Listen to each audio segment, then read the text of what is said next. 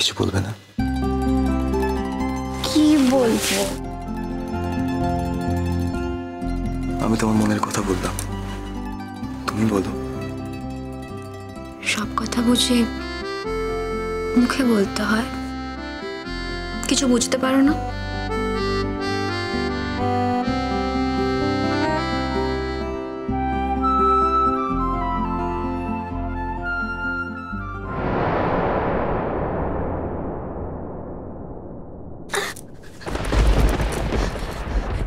কে ওখানে?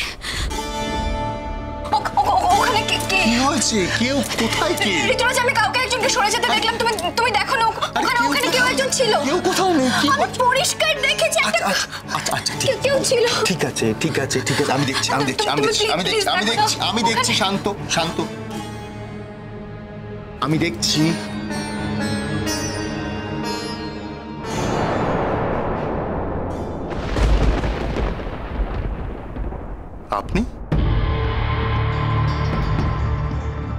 আপনি এখানে এখন? আমাকে ওই ভাষার ঘরটা দেওয়া হয়েছিল, ঘুম আসছিল না, পায়চারি করছিলাম। আপত্তি আছে কোনো? না, আমাদের কোনো আপত্তি নেই আসলে।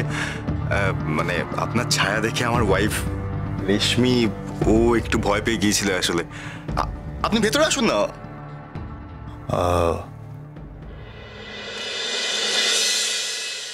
আজ তোমাদের ফুলশয্যা, আজ তো তোমাদের একান্ত নিজেদের দিন। না আমি এসে আর বিঘ্ন ঘটাবো না। না এরকম কোনো ব্যাপার নেই, কিন্তু এখন তো আমাদের বিয়ে হয়ে গিয়েছে, তো প্রত্যেক দিনই আমাদের নিজেদের দিন। আর যতদিন বেঁচে থাকবো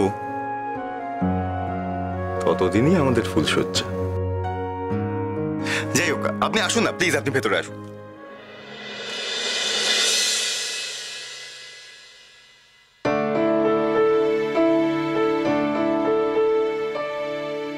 তোমাদের তো আবার কালকে সকাল সকাল বেরোনো আছে, তাই না? হ্যাঁ, আসলে ওর মায়ের শরীরটা খুব খারাপ, তো তাই সকালে একবার খোঁজ খবর নিতে যাবো হসপিটালে। আমি কি তোমাদের সাথে যেতে পারি? আপনি আপনি কেন যাবেন? না, শুনেছিলাম উনি একজন মহীয়সী নারী, দেশের জন্য অনেক কাজ করেছেন, অনেক সাহসিকতার পুরস্কারও পেয়েছেন উনি, তাই একবার সামনাসামনি ওনাকে দেখার ইচ্ছা ছিল। নিশ্চয়ই যাবেন। হ্যাঁ, আপনি যাবেন। ঋতুরাজ, আমার কথাটা শোনো। মামাম এখনো অসুস্থ, পুরোপুরি স্টেবল হয়নি। তুমি কেন ওনাকে নিয়ে যেতে চাইছো? মামাম সুস্থ হয়ে যাক, তারপরে তুমি আমার কথাটা শোনো। আমি বলছি শোনো, আন্টি হয়তো হতেই পারে কালকেই ফিরে এলো। আমি যেটা বলছি শোনো। তুমি আমার কথাটা শুনবে কি শুনবে না? আমার দিকে তাকাও। আমার কথাটা শোনো, আমাকে তোমার কি খুব আপত্তি আছে মা? না দেখো, আমি বলছিলাম, এক সেকেন্ড, একটা কথা বললি। আমি বলছিলাম যে আচ্ছা, আপনার ছোটবেলার কথা কিছু মনে পড়ে না? মানে আপনি কোথায় বড় হলেন, কিভাবে? মানে আপনার বাংলা শুনলে মনে হয় যে আপনি বোধহয় এই শহরেই বড় হয়েছেন, তাই না? মনে পড়লে তো ভালোই হতো, মনে আর পড়ে কই? মনে পড়লে এই শহরে যদি আমার কোনো আত্মীয় স্বজন থাকতো, তার কাছে যেতে পারতাম। যে কদিন বেঁচে আছি এভাবেই কেটে যাবে। কিন্তু আমাকে একটা কথা বলুন, এই যে আপনি এদিক ওদিক ঘুরে ঘুরে বেড়াচ্ছেন, পার্মানেন্টলি কোনো থাকার জায়গা নেই, লোকের বাড়িতে চেয়ে খাবার খাচ্ছেন, এটা কি আপনার কাছে কি মনে হচ্ছে খুব সম্মানের?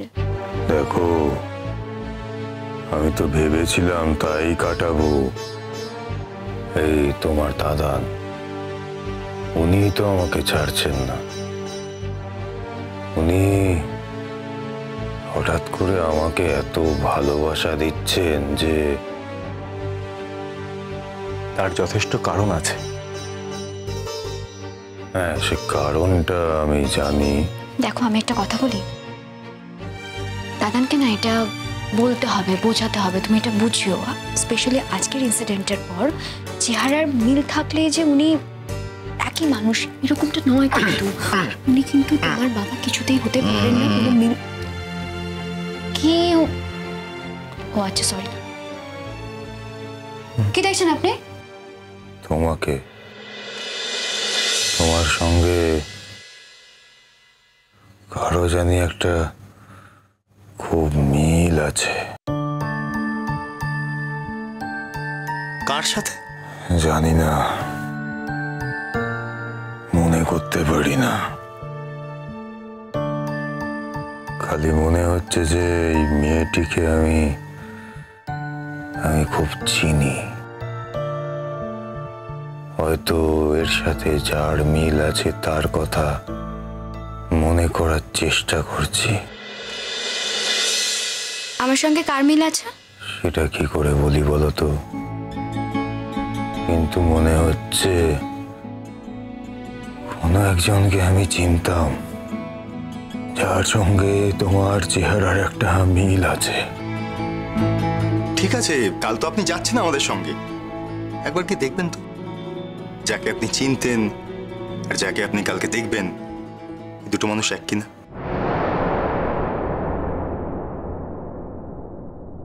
ঠিক আছে, অনেক রাত হলো তো, কি ঘুমিয়ে পড়ুন, কালকে আবার সকালে উঠতে হবে, যেতে হবে তো, যান।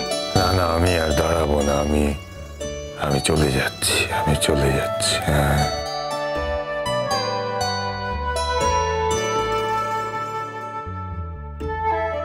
তোমার কি দরকার ছিল মামামের কাছে কালকে ওনাকে নিয়ে যাওয়ার কথা বলার? কি দরকার ছিল?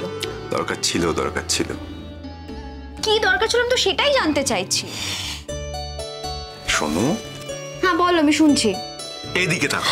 আমি শুনছি। আচ্ছা রাগ করো না, আমার কথাটা আগে শোনো। আমি দেখতে চাই মামুনি এই লোকটাকে দেখে কিভাবে রিয়্যাক্ট করে, বা এই লোকটা মামুনিকে দেখে কিভাবে রিয়্যাক্ট করে। তার থেকে অনেক কিছু সূত্র পাওয়া যাবে। সূত্র? সূত্র? কি বলছো? আমি কিচ্ছু বুঝতে পারছি না। আর বুঝে কি করবে তুমি? কি দরকার বোঝার? আমাকে বোঝো না? কি হলো? দরজা যাও।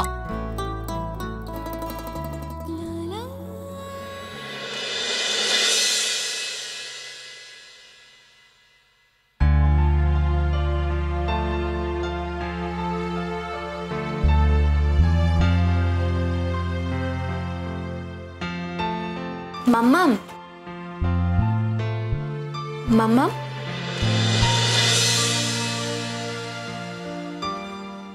এসেছিস? কিন্তু কালই তো বউ ভাত গেছে। তো সকাল সকাল আসার কি দরকার ছিল বলতো? না, এটা না তোমার পক্ষেই বলা পসিবল। তুমি বলতে পারো, তুমি কি আমাকে একটু বুঝবে না মাম্মাম? এক মিনিট দাঁড়াও, বলতে দাও। মাম্মাম, তোমার শরীর খারাপ, তুমি হসপিটালে আছো, আমি তোমার কাছে এসেছি মাম্মাম, তোমাকে দেখতে এসেছি। তুমি ধুম করে বলে দিলে যে কাল বউ ভাত গেছে, আজ এত সকাল সকাল আসার কি দরকার ছিল? কি করে বলতে পারো বলো তো তুমি? বলছি, ও কিন্তু কালকে যতক্ষণ না পর্যন্ত আপনার জ্ঞান ফিরেছে, ও কিন্তু এখানেই ছিল, কোথাও যায়নি। শুধু আমি নই, ও ছিল, আর মাম্মাম তো সেটা দেখেওছে। এই জন্যই তো তোমাদের নিয়ে এত চিন্তা আমার। এই কারণেই আমি পাহাড়ে চলে যেতে চেয়েছিলাম। এইসব ফোন দিন আর খাটবে না, জানেন তো, ওসব বলে কোনো লাভ নেই। যাই হোক, আপনার সঙ্গে একজন অতিথি দেখা করতে এসছে। অতিথি? কে বলো তো? আসলে কি হয়েছে আন্টি, ওই কালকে না বিয়ে বাড়িতে একজন কেউ ভুল করে ঢুকে পড়েছিলেন, তো দাদানের রিকোয়েস্টে উনি না আমাদের বাড়িতে থেকে গিয়েছেন। আপনি অসুস্থ শুনে একবার দেখা করতে এসছেন। আমি কারোর সঙ্গে দেখা করতে চাই না। শোনো না, বলছি ভালো আছি এখন, বাড়ি কখন নিয়ে যাবে আমাকে? খালি বাড়ি যাব করে যাচ্ছে, অদ্ভুত তো।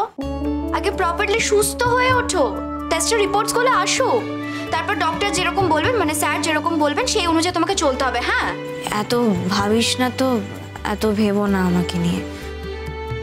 যাও, মন দিয়ে সংসার করো। এইটাই হচ্ছে কথা, এই মন দিয়ে সংসার আপনি যে বললেন না, তো মন দিয়ে সংসার করতে গেলে আপনাকে তো সুস্থ থাকতে হবে। তুমি একবার শুধু সুস্থ হয়ে যাও মাম্মাম, এখান থেকে তোমাকে ছেড়ে দিক, তুমি তারপরে বাড়িতে যাবে, আমিও তোমার সঙ্গে গিয়ে থাকবো। খবরদার, তুমি যদি এমন বায়না করো রেশমি, আমি কিন্তু পাহাড়ে চলে যাব বলে দিলাম।